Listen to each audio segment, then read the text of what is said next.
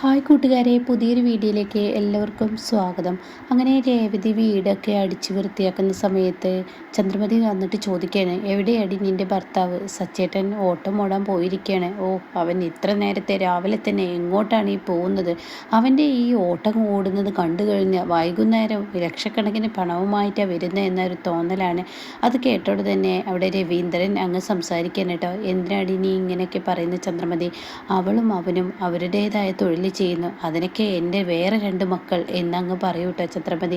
എൻ്റെ മൂത്ത മകൻ കണ്ടില്ലേ, വലിയൊരു ഷോപ്പാണ് ഇട്ടിരിക്കുന്നത്. അവൻ്റെ ഭാര്യ കണ്ടില്ലേ, ഒരു ബ്യൂട്ടി പാർലർ. എന്നാൽ ഈ നിൽക്കുന്ന ഇവൾക്ക് എന്താണുള്ളത്, അതുപോലെ തന്നെ സച്ചിക്ക് എന്താണുള്ളത് എന്നൊക്കെ പറഞ്ഞ് തരം താഴ്ത്താണ് കേട്ടോ. ഒരു കച്ചവടം ചെയ്തിട്ടോ അതുപോലെ തന്നെ ഒരു വണ്ടി ഓടിച്ചിട്ടും എന്ത് വർക്ക് കിട്ടാനാണ് എന്നൊക്കെ ഇങ്ങനെ പരിഹസിച്ചു കൊണ്ടിരിക്കുകയാണ് കേട്ടോ. പിന്നീട് ചന്ദ്രമതി ഇങ്ങനെ ശ്രീകാന്തിനെ കുറിച്ചും പറയാൻ കേട്ടോ. അപ്പോൾ ഇതൊക്കെ കേൾക്കുമ്പോൾ രവീന്ദ്രൻ പറയണം, അവരവർക്ക് അവരുടേതായ തൊഴിലുണ്ട്, അതിന് നീ എന്തിനാ ചന്ദ്രമതി ഇങ്ങനെ ആവശ്യമില്ലാതെ സംസാരിക്കുന്നത്? പിന്നെ ഞാൻ എന്താ പറയേണ്ടത്?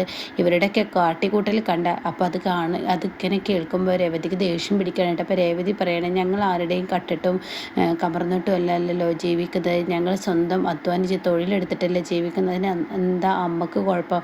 സച്ചേട്ടൻ ഈ വീട്ടിലോട്ട് ചിലവിന് കൊണ്ടുവരുന്നില്ലേ? അപ്പോൾ അത് കേട്ടോടത്തിന്, ഓ അവനെന്താ കൊണ്ടുവരുന്നത്? ഒരു ദിവസം അവരെ കൊണ്ട് കൂട്ടിയാൽ പറ്റുന്ന എന്താ 500 അല്ലെങ്കിൽ 1000 അത്രയല്ലേ ഉള്ളൂ. എന്നാൽ എൻ്റെ മകൻ ഒരു ദിവസം കൊണ്ടുവരുന്നത് കണ്ടിട്ടുണ്ടോ?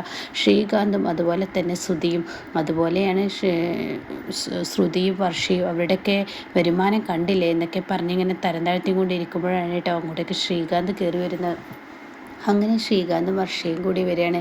ഇതേ സമയം എന്താ ഇവിടെ സംസാരിക്കുന്നത്, എന്താ പ്രശ്നം എന്നൊക്കെ ചോദിക്കാനായിട്ട്. അപ്പോൾ ഉടനെ തന്നെ രവീന്ദ്രൻ പറയണേ, നിൻ്റെ അമ്മക്ക് എന്തെങ്കിലും ഒരു കാരണം കിട്ടാൻ കാത്തിരിക്കല്ലേ, അത് പിന്നെ നിന്നോട് പറയേണ്ട ആവശ്യമില്ലല്ലോ, നിൻ്റെ അമ്മയുടെ സ്വഭാവം നിനക്കറിയാലോ എന്നൊക്കെ പറയുമ്പോൾ ഉടൻ തന്നെ അവിടെ ശ്രീകാന്ത് പറയണേ, എന്തായാലും ഞാൻ വേറൊരു കാര്യം പറയാം, എൻ്റെ കമ്പനി വലിയൊരു കോമ്പറ്റീഷൻ നടക്കുന്നുണ്ട്. അപ്പോഴേക്കും ശബ്ദം കേട്ട് ശ്രുതിയും താഴോട്ട് വരുന്നു കേട്ടോ. അപ്പോൾ ഉടൻ തന്നെ അതിനിപ്പോൾ എന്താ ഇവിടെ എടുത്ത് പറയണേ, ഞങ്ങളുടെ കമ്പനിയിൽ വലിയ കോമ്പറ്റീഷനാണ്, കപ്പിൾസ് വെച്ചിട്ടുള്ള ഒരു കോമ്പറ്റീഷനാണ് നടക്കുന്നത്, കോമ്പറ്റീഷനിൽ എന്നൊക്കെ പറഞ്ഞിട്ട് ഇങ്ങനെ തീരുമാനം പറയണം കേട്ടോ. അപ്പോൾ അത് കേൾക്കുമ്പോൾ ആർക്കും വലിയൊരു ഇതൊന്നും കൊടുക്കുന്നില്ല. അപ്പോൾ ഉടൻ തന്നെ ശ്രീകാന്ത് പറയണേ, എന്തായാലും കപ്പിൾസിൻ്റെ ഒരു മത്സരമാണ് നടക്കുന്നതെന്നതുകൊണ്ട് നമ്മുടെ വീട്ടിലെ 3 കപ്പിളുകളുടെയും പേര് എഴുതിയിട്ടുണ്ട്, ശ്രുതിയേട്ടൻ്റെയും അതുപോലെ സച്ചേട്ടൻ്റെയും ഈ പറയുന്ന എൻ്റെയും എഴുതിയിട്ടുണ്ട് എന്ന് പറയണം കേട്ടോ.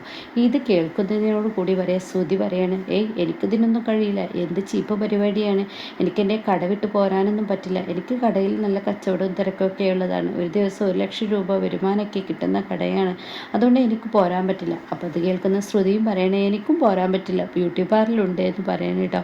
ഇതേ സമയം ഈ ഒരു കാര്യം പറഞ്ഞ ഉടൻ തന്നെ ശ്രീകാന്ത് പറയണേ, നിങ്ങൾക്ക് വരാൻ പറ്റില്ലെങ്കിൽ വരേണ്ട, സച്ചേട്ടനും ഈ പറയുന്ന രേവതി ചേച്ചിക്കും വരാൻ തയ്യാറാണോ? അത് കേട്ടോടെ തന്നെ ഞങ്ങൾ വരാം, ഞങ്ങൾ എന്തായാലും വെറുതെ ഇരിക്കല്ലേ, പ്രത്യേകിച്ച് വരുമാനമൊന്നുമില്ലല്ലോ. അപ്പോഴേക്കും രേവതി പറയുന്നത്, ഞങ്ങൾ സാധാ മനുഷ്യന്മാരാണ്, ഒരു പൂ കെട്ടുന്നവരോ അതുപോലെ ടാക്സി ഓടിക്കുന്നവരോ, ആരുടെയും കാല് കെട്ടിയത് മറ്റുള്ളവരുടെ കാല് കെട്ടിയതുപോലെ ഞങ്ങളുടെ കാലൊന്നും കെട്ടിയിട്ടില്ല, ഞങ്ങളുടെ സ്വന്തമായ വരുമാനമായതുകൊണ്ട് എപ്പോൾ വേണമെങ്കിലും എന്ത് പരിപാടിക്കും ഞങ്ങൾക്ക് പങ്കെടുക്കാൻ കഴിയുക എന്നൊക്കെ പറയുമ്പോൾ ചന്ദ്രമതിക്ക് ഇങ്ങനെ ദേഷ്യം പിടിക്കുന്നുണ്ട് കേട്ടോ.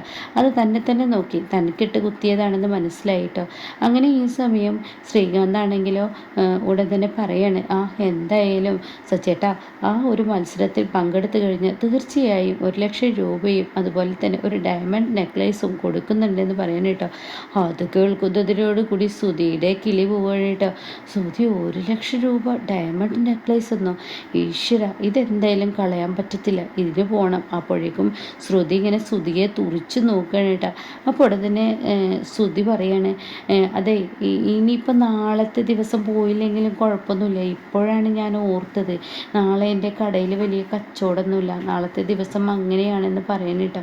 അപ്പോൾ അത് കേട്ടതിനോട് കൂടി സച്ചി പറയും, ഇനിയിപ്പോൾ പൗഡർ എടുത്തിക്കുമ്പോൾ ഇനിയിപ്പോൾ വലിയ കച്ചവടമൊന്നും ഉണ്ടാവില്ല, പൗഡർ എടുത്തിക്കും നാളെ ബ്യൂട്ടീഷ്യനിൽ ആരും വരുന്നില്ല എന്നായിരിക്കും പറയാൻ പോകുന്നത്.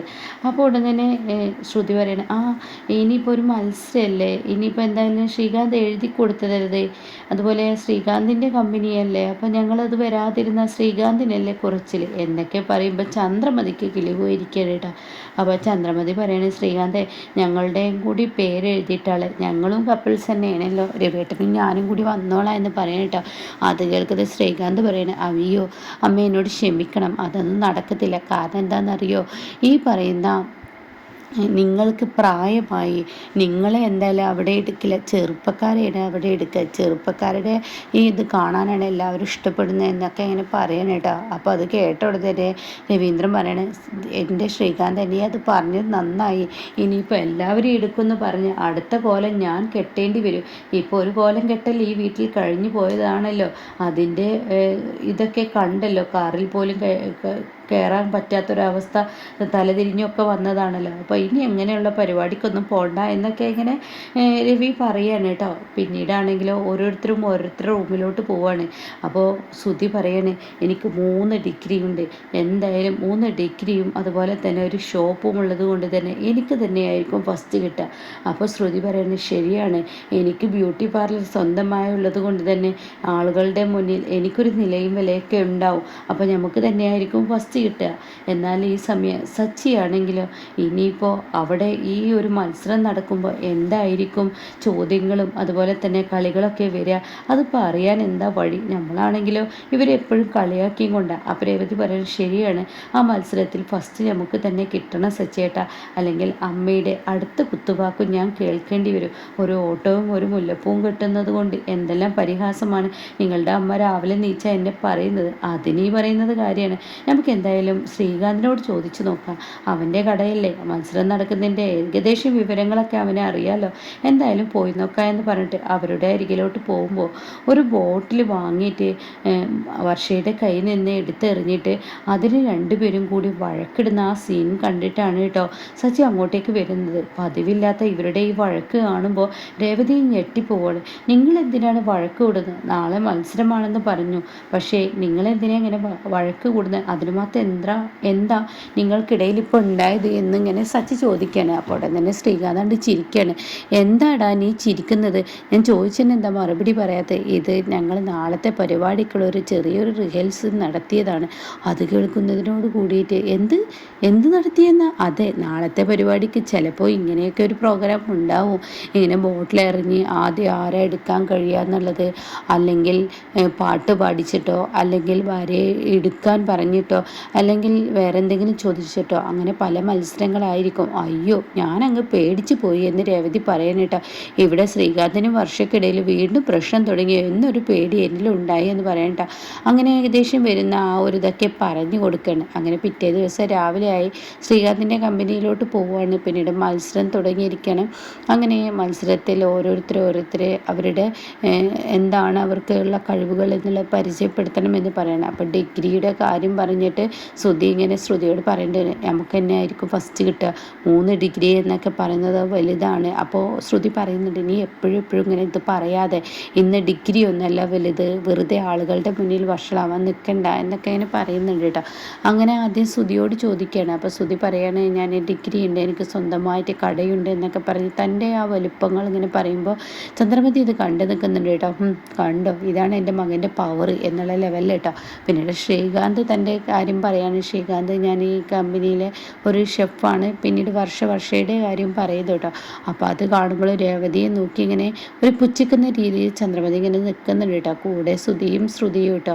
പിന്നീട് രേവതിയുടെ ഊഴമായി. അങ്ങനെ രേവതി പറയണത്, ഞാൻ സാധാരണക്കാരിയായ ഒരു വീട്ടമ്മയാണ്. വീട്ടിലെ ജോലികൾ കഴിഞ്ഞതിന് ശേഷം ഞാനൊരു പൂക്കച്ചവടം ചെയ്യുന്നുണ്ട്. അതേ സ്കൂട്ടറിൽ വെച്ച് പലയിടങ്ങളിലും ഞാൻ എത്തിക്കുന്നുണ്ട് എന്ന് പറയുന്നു കേട്ടോ. അപ്പോൾ സച്ചിയുടെയാണ് പിന്നീട് പറയുന്നത്. സച്ചി പറയണേ, ഞാനൊരു ഡ്രൈവറാണ്, അതിനിടയ്ക്ക് ഇങ്ങനെയുള്ള കലാപരിപാടികൾക്കും പോവും, വീട്ടിലെ കാര്യങ്ങളെല്ലാം ഞാൻ നോക്കുന്നുണ്ട് എന്ന് പറയട്ടെ. അപ്പോൾ അത് കേട്ടോടെ തന്നെ അവിടെ ഇങ്ങനെ ഇത് കേൾക്കുമ്പോൾ എല്ലാവരും പുച്ഛിക്കും എന്നുള്ളൊരു മനോഭാവമാണ് ചന്ദ്രമതിക്കുണ്ടായത്. പക്ഷേ ഇവരുടെ സംസാരം അങ്ങ് കേട്ടതിനോട് കൂടി എല്ലാവരും കൈയടിക്കണം കേട്ടോ. എല്ലാവർക്കും ഇങ്ങനെ ഒരു തൊഴിൽ ചെയ്തിട്ടും ജീവിക്കാം എന്നുള്ള ആ ഒരു രേവതിയുടെ ആ ഒരു ഇതുണ്ടല്ലോ, അതങ്ങ് കേൾക്കുമ്പോൾ എല്ലാവരും കൈയടിച്ച് കൊടുക്കണം കേട്ടോ. അപ്പോൾ ഇവറ്റങ്ങൾക്ക് എന്താ പ്രാന്തായ എന്ന രീതിയിൽ ചന്ദ്രമതി ഇങ്ങനെ നോക്കണം കേട്ടോ. പിന്നീടാണെങ്കിൽ ഓരോ മത്സരവും കഴിയണം. ഓരോ മത്സരത്തിലും സച്ചിക്കും രേവതിക്കാണ് ഫസ്റ്റ് കിട്ടുന്നത്. ഒക്കെ തോറ്റു പോവുകയാണ് ഇവരെല്ലാവരും സച്ചിക്കും രേവതിക്കും മുന്നിൽ ഒന്നുമില്ലാതായി പോവുകയാണ് കേട്ടോ. അങ്ങനെ പിന്നീട് ഈ ഒരു 1,00,000 രൂപയും ഒരു ഡയമണ്ട് നെക്ലേസും രേവതിക്ക് അവിടെ വെച്ച് സമ്മാനിക്കുമ്പോൾ ചന്ദ്രമതിയുടെ കിളിയാകെ പോവുകയാണ് കേട്ടോ. ഇത്രയും ഡിഗ്രി ഉള്ളവരും ബ്യൂട്ടീഷ്യനും എന്ന് പറഞ്ഞ് സ്വന്തമായി കടയുള്ളവർക്കൊക്കെ കിട്ടാത്ത ഭാഗ്യം രേവതിക്ക് കിട്ടുമ്പോൾ ചന്ദ്രമതി ആകെ ഞെട്ടലോട് നിൽക്കുന്ന കിടുക്കൻ സീനൊക്കെ വരാനിരിക്കുന്നുണ്ട് കേട്ടോ.